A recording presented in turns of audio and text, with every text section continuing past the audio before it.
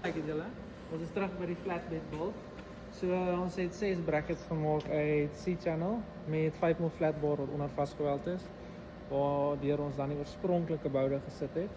En dan dit uit by 2mm wat dan presies oplyn met die brackets. Hierdie is dit uit by 76 en ons 180mm hoog.